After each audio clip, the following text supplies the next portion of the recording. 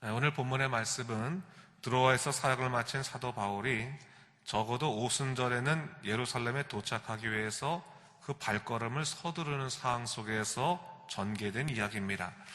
사실 사도 바울은 마게도니아와 아기아야 지역에서 모금된 헌금을 속히 전달하고 아울러 오순절에 모인 많은 무리들에게 복음을 증거하기 위해서 예루살렘에 속히 가야만 했습니다. 그래서 그가 계획했던 것이 뭐냐면 에베소를 거치지 않고 거의 직행 코스라고 할 수 있는 밀레도를 선택해서 가는 것이었습니다.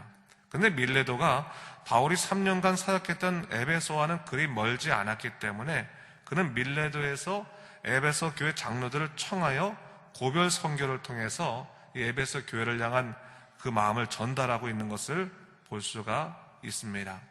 사도 바울은 에베소 교회를 향한 특별한 애정이 있었습니다. 그래서 마치 유언을 하는 그런 심정으로 오늘 말씀 속에서 하나님의 사람으로 산다는 것이 무엇인지를 이야기하고 있는 것입니다.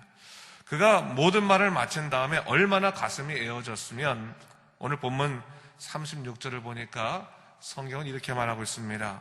이 말을 한 후 무릎을 꿇고 그 모든 사람들과 함께 기도하니 다 크게 울며 바울의 목을 안고 입을 맞추고 다시 그 얼굴을 보지 못하리라 한 말로 말미암아 더 근심하고 배까지 그를 전송하니라 했어요.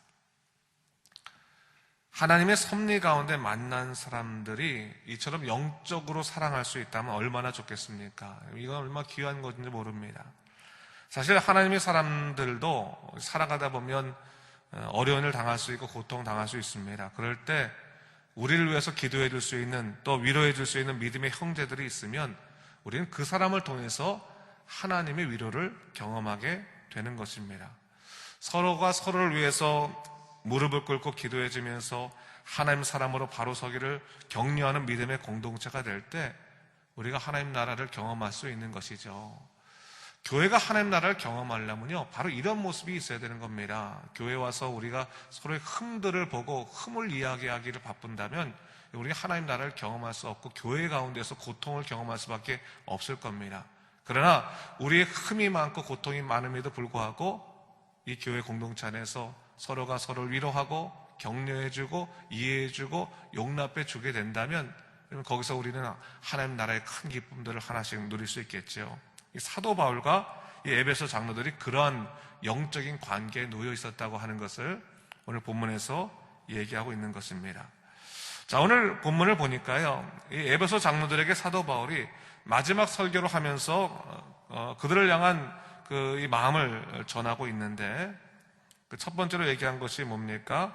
사도 바울이 자기 자신의 사역을 정리하면서 이 얘기를 합니다. 내가 사역을 하는 데 있어서 겸손과 눈물을 아끼지 않았다. 그것을 말합니다. 19절 말씀 보면 곧 모든 겸손과 눈물이며 유대인의 관계로 말미암아 당한 시험을 참고 주를 섬긴 것과 얘기하고 있습니다.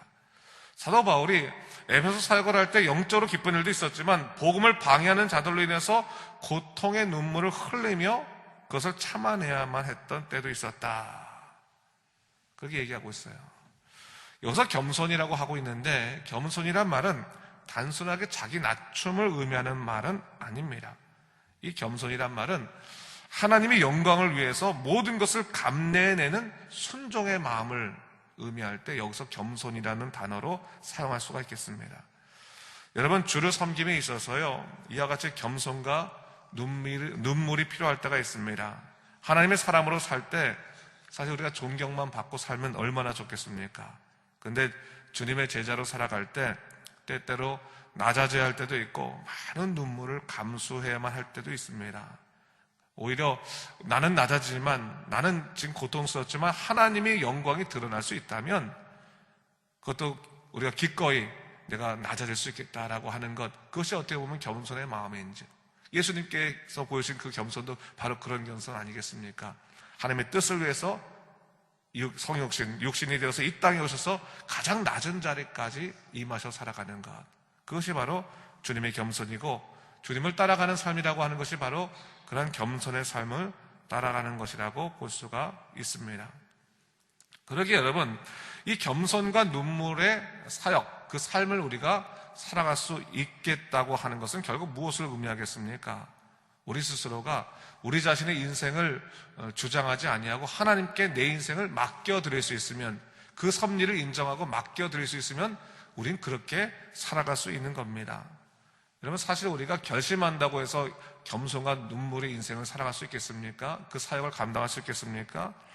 어떠한 일이 있더라도 하나님이 내 인생 책임지시고 나를 반드시 당신의 나라에까지 이끄신다고 하는 그 섭리에 대한 믿음이 있을 때 우리가 겸손과 눈물의 사역을 감당할 수 있는 것이죠.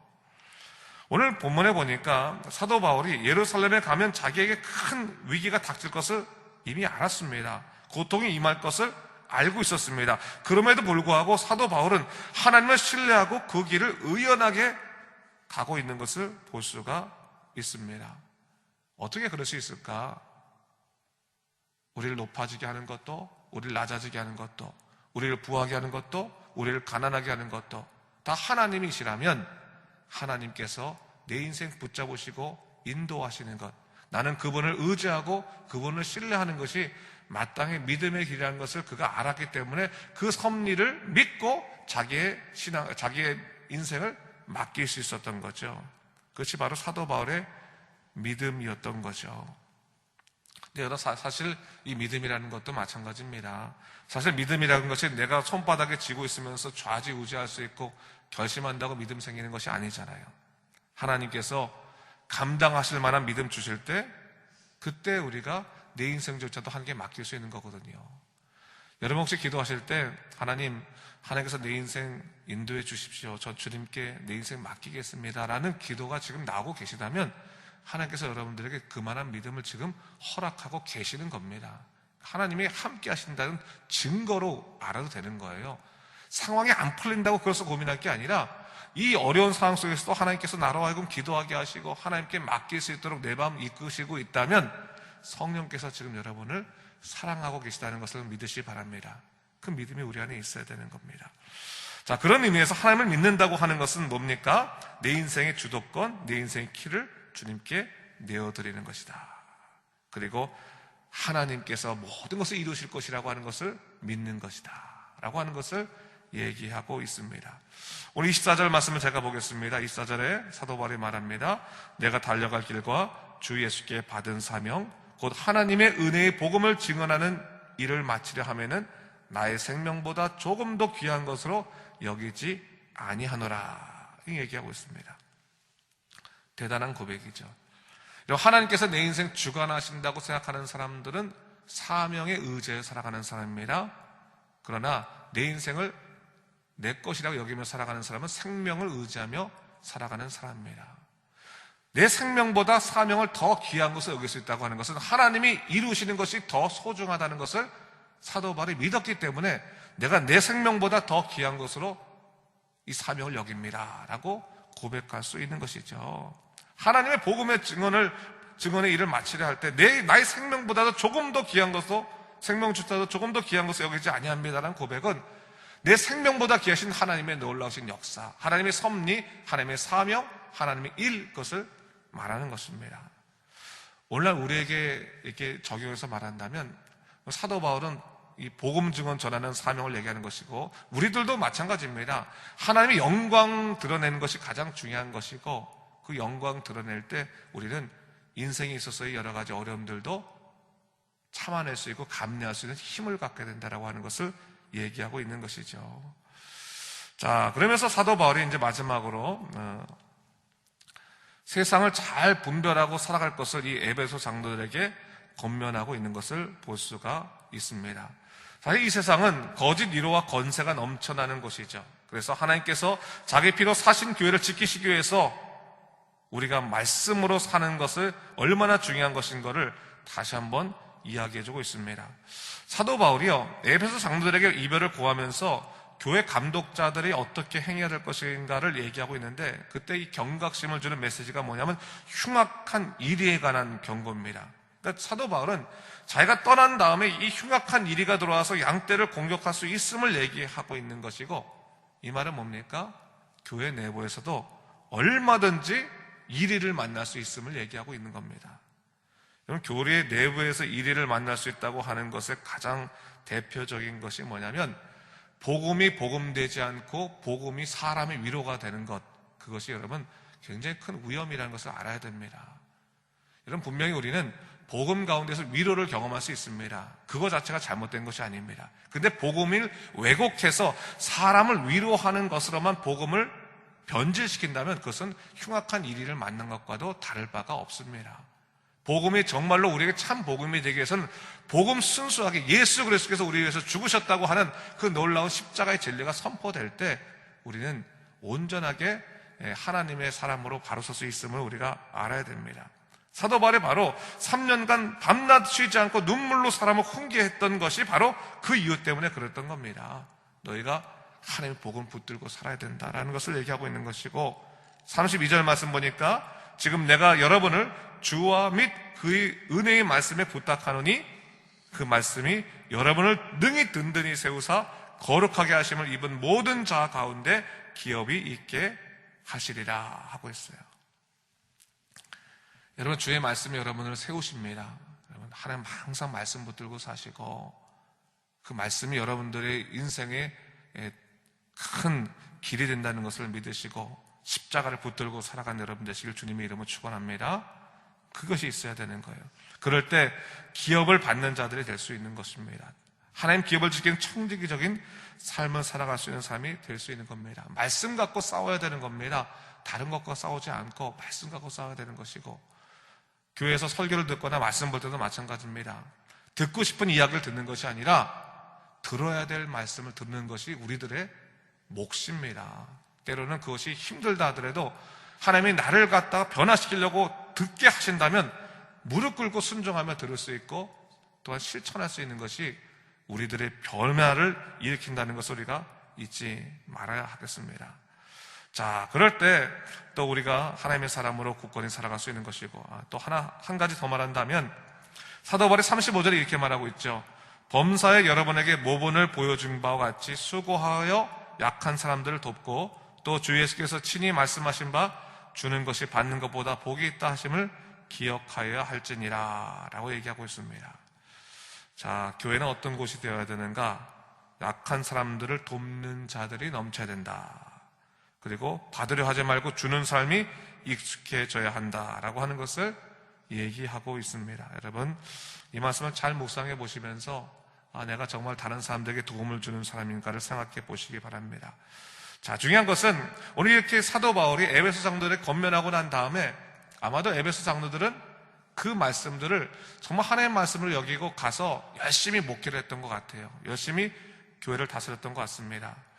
나중에 이 요한계시록에 보면요, 거기에 이제 요한계시록 2장 2절 말씀에 에베소 교회를 향한 이런 말씀이 있습니다. 요한계시록 2장 2절 말씀 제가 한번 읽어보겠습니다. 내가 네 행위와 수고와 내 인내를 알고 또 악한 자들을 용납하지 아니한 것과 자칭 사도라 하되 아닌 자들을 시험하여 그의 거짓된 것을 네가 드러낸 것과 또 네가 참고 내 이름을 위하여 견디고 게으르지 아니한 것을 아노라 얘기했어요. 저는 이 요한계시록의 말씀을 생각하면서 그들이 말씀을 갖고 얼마나 영적으로 싸우려고 했는지, 그들이 거짓 사도들을 거부하고 말씀 가운데 복음 가운데 얼마나 살려고 했는지를 다시 한번 생각해 봤습니다. 오늘 우리 삶도 마찬가지입니다. 우리가 말씀 붙들고 정말 믿음으로 영적 전쟁을 싸워 이겨서 하나님께서 원하시는 삶을 살아내야겠습니다. 흔들리는 삶을 당연하게 여기면 안 됩니다. 흔들려도 견고한 삶을 추구하는 것이 믿음의 사람이라는 것을 기억하고 오늘도 말씀 가운데서 굳건하게 복음을 바라보며 십자가를 바라보며 군사와 같은 삶을 살아가는 여러분 되시기를 주님의 이름으로 축원합니다. 기도하겠습니다. 주 하나님 아버지 감사합니다. 이 아침에 사도 바울이 에베소 교회 장로들을 향한 권면을 보게 되면서 다시 한번 우리가 어떤 삶을 살아갈지를 생각해 보게 됩니다. 비록 살아갈 때 눈물이 있을 수 있습니다. 아픔이 있을 수 있습니다. 그러나 하나님, 주님을 위해서 언제나 겸손히 낮아지는 것을 두려워하지 않게 하여 주시고 하나님의 영광이 드러나는 일을 가장 귀하게 여길 수 있는 믿음의 사람이 될 수 있도록 인도하여 주시옵소서.